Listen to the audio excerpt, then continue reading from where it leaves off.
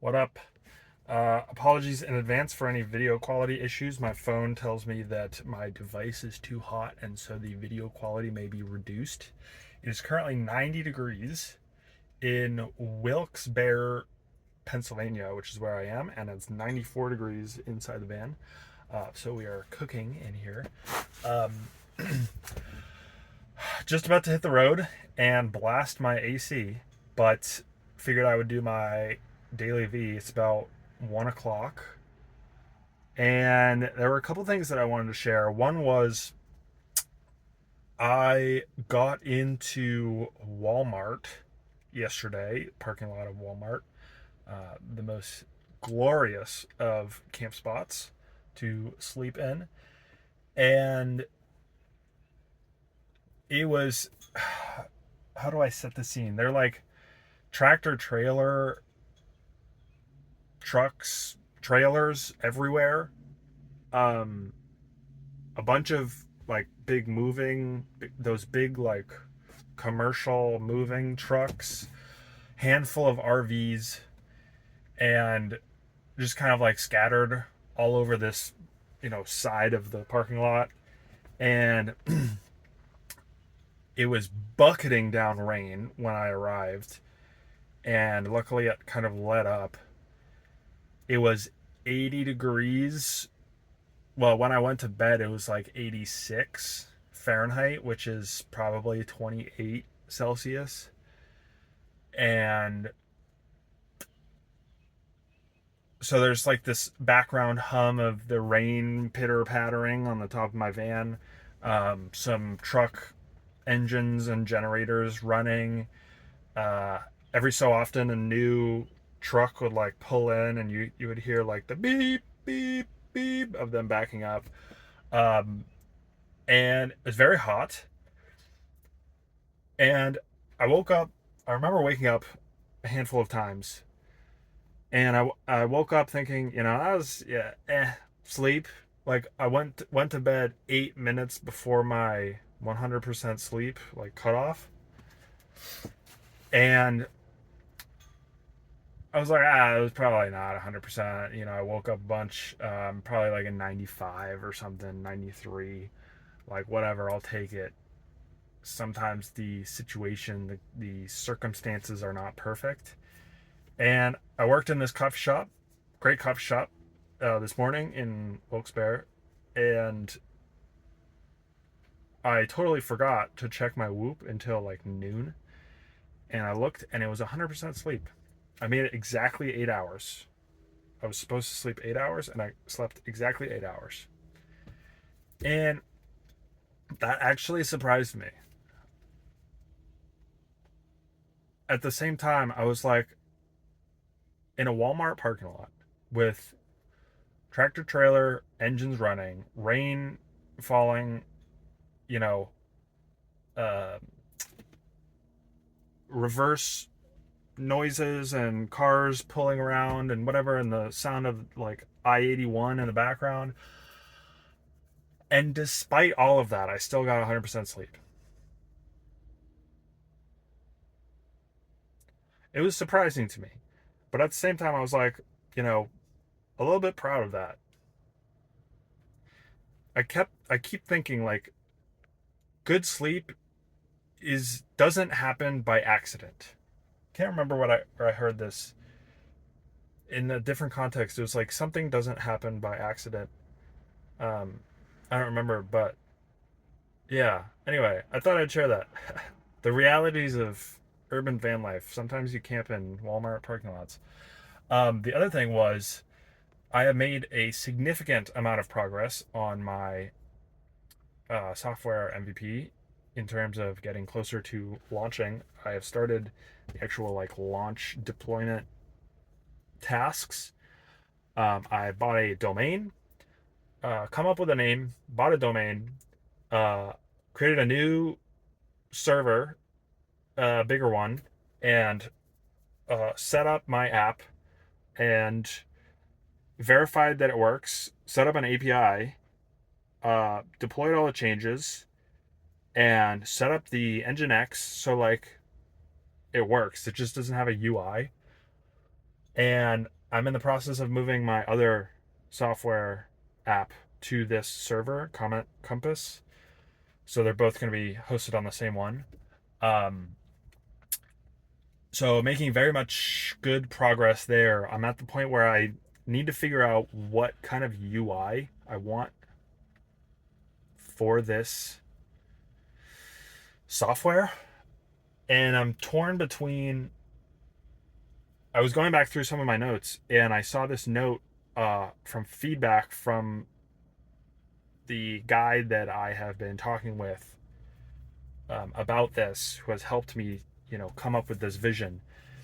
And in my notes, I'd written something like, a weekly newsletter of like, this is what's going on in your niche, and like, here are your top 10 recommended video titles would be super helpful and valuable. And like, I could make it a subscription newsletter.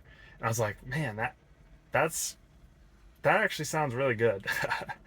And I already have it, like, the thing works good enough. Um, it would just be about like setting up a landing page to grab emails and then just figuring out how to send emails from my server and like dynamically send them.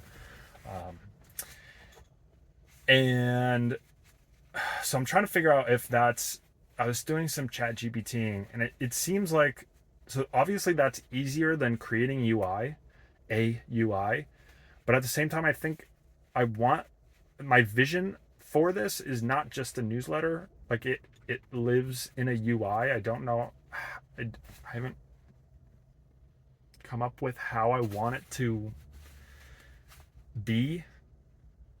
But yeah, so I'm wrestling with this. Like, I don't want the end goal to be a newsletter, but at the same time, I could get a newsletter out faster and a process where like it just sends emails every 3 days or 7 days or whatever.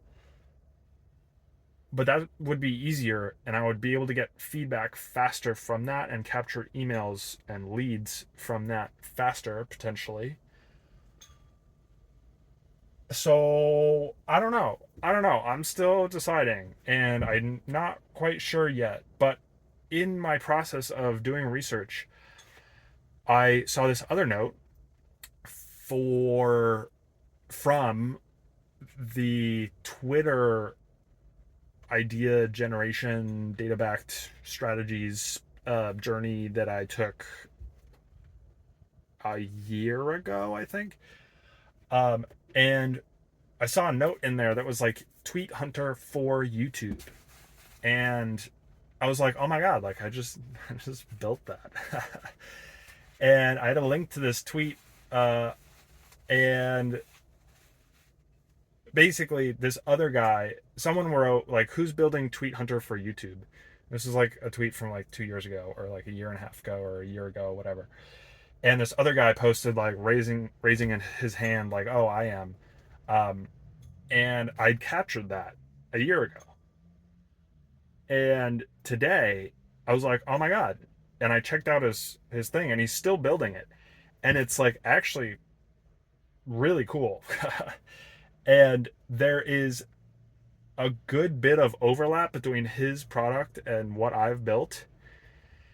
And I was like, oh, this is actually cool. And like, I have an actual competitor. And he said his site says he has 3,000 channels already using it. And it's a, his pricing model is a yearly subscription for $889, almost $900. And I saw that and I was like, oh, yes. I like this very much. I like this space very much. I like having him as a competitor very much. And it just felt like because I chatted with one guy from my community um, that I'm in like a week ago, and he was also a YouTube creator. And I was trying to, I was explaining my hypothesis and problem to him for this software. And he was kind of pushing back and saying that like, oh, I think the problem that people are facing is a little bit different. And so I was like, trying to clarify my thoughts.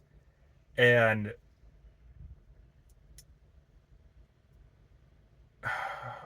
it felt like I'm still on like shaky ground. Like again, I'm building this for myself. So I haven't necessarily validated this with a lot of other people, and that's kind of the process I'm going through right now.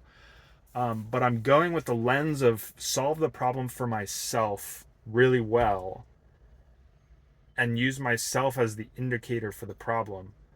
Um, and so I feel like I know the problem that I'm dealing with. Um, but anyway, it was just not a super rewarding conversation because he wasn't like, oh yes, I have this problem and like I would use this. And so just to see this other guy's software product that already exists and he already has customers and people using it and he's built this for like the last year or whatever, uh, the validation was very good. And I feel a lot better about pursuing this because somebody else is doing it. And I guess I never thought I would say that, but it's like it's good to have validation that there's that people in the space have the same problem and have identified the same problem. And I will come up with my unique spin on it. He will come up with his unique spin on it. Um, but anyway, that was just something that I discovered this morning and got me a little bit excited. It feels like I'm on the right path. And we'll see where this goes. But yeah, I'm going to hit the road, blast the AC. I'm just absolutely cooking in here. But that is what is going on.